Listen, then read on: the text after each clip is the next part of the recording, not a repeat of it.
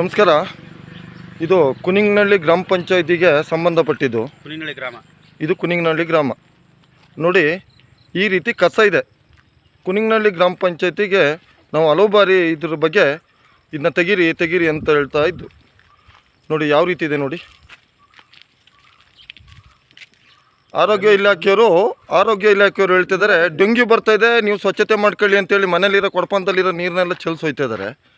ನೋಡಿ, ಈ ರೋಡಲ್ಲಿರೋ ಕಸನ ತೆಗಿಯೋಕ್ಕಾಯ್ತಲ್ಲ, ಹುಳ ಎಲ್ಲ ರೋಡಿಗೆ ಬಂದು ಬರ್ತಾಯಿದೆ. ನಾವು ಸ್ಥಳೀಯ ಗ್ರಾಮ ಪಂಚಾಯತಿಗೆ ಮತ್ತು MLA ಅವರಿಗೆಲ್ಲ ಹೇಳಿದ್ದು. MLA ಅವ್ರು ಬಂದ ತಕ್ಷಣ ಹೇಳಿದ್ರು, ಸರ್ ಮಾರನೇ ಬೆಳಗ್ಗೆನೇ ನಾವು ತೆಗೆದಿಸ್ಬಿಡ್ತೀವಿ ಕಸ ಅಂತ ಹೇಳಿದ್ರು.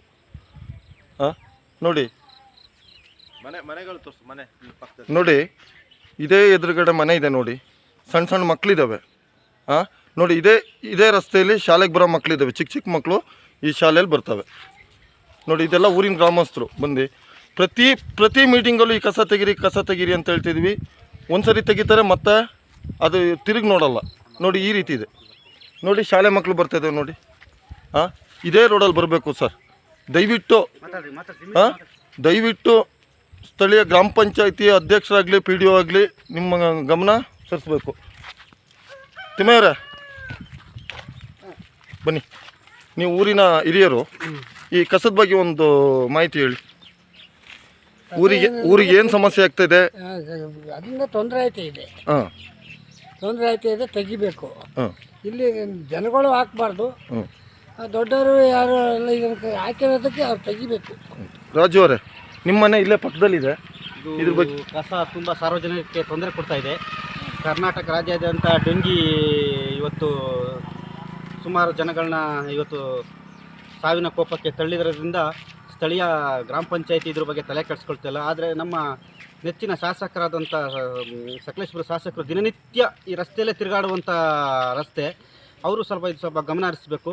ಇದರ ಜೊತೆಗೆ ಇನ್ನೊಂದು ಏನಂದರೆ, ಕಸ ವಿಲೇವಾರಿ ಘಟಕ ಅನ್ನೋದೊಂದು ಪ್ರಾರಂಭ ಮಾಡಿ ಈ ಕಟ್ಟಡನ ಕಟ್ಟಿ ಸಾಧಾರಣ 2 ವರ್ಷಗಳಾಯಿತು. ಈ ಸ್ಥಳೀಯ ಶಾಸಕರು ಬಂದು ಉದ್ಘಾಟನೆ ಸಹ ಮಾಡಿದ್ರು. ಆದರೆ ಅದು ಇವತ್ತವರೆಗೂ ಅದನ್ನು ಯಾವುದೇ ರೀತಿ ಉಪಯೋಗಕ್ಕೆ ಬಳಸ್ಕೊಂಡಿಲ್ಲ ನಮ್ಮ ಗ್ರಾಮ ಪಂಚಾಯತಿ. ಅದೇ ರೀತಿ ತಾಲೂಕ್ ಪಂಚಾಯತಿ ಆಡಳಿತದಿಂದ ಆಟೋವನ್ನು ಕೊಟ್ಟರು. ಆ ಆಟೋನೂ ಸಹ ನಮ್ಮ ಗ್ರಾಮ ಪಂಚಾಯಿತಿಯ ಸದಸ್ಯರು ಯಾವುದೇ ರೀತಿ ಅದನ್ನು ಉಪಯೋಗಿಸ್ಕೊಳ್ತಾ ಇಲ್ಲ ಅಂತ ಹೇಳ್ತಾ, ದಯವಿಟ್ಟು ಈ ಸ್ಥಳೀಯ ಮೆಂಬರ್ಗಳು ಹಾಗೂ PDO ಸಾಹೇಬರಿಗೆ ನಾವು ಏನಂತ ತಿಳಿಸೋದು, ದಯವಿಟ್ಟು ಈ ಕಸವನ್ನು ಆದಷ್ಟು ಬೇಗ ತೆಗೆದು ವಿಲೇವಾರಿ ಮಾಡಬೇಕು.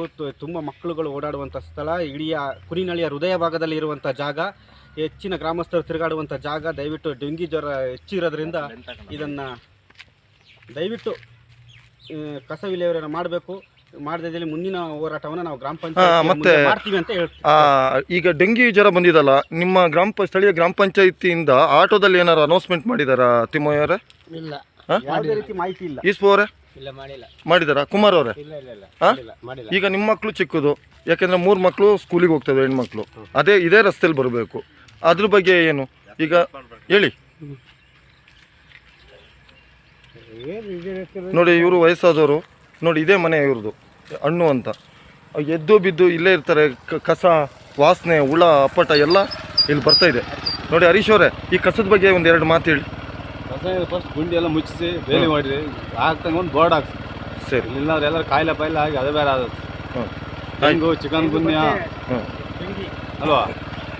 ದಯವಿಟ್ಟು ಸ್ಥಳೀಯ ಗ್ರಾಮ ಪಂಚಾಯತಿಯವರು ಇದನ್ನ ಬೇಗ ಎಚ್ಚೆತ್ಕೊಂಡು ಈ ಕೆಲಸನ ಬೇಗ ಪ್ರಾರಂಭಿಸಬೇಕು. ನಮಸ್ಕಾರ.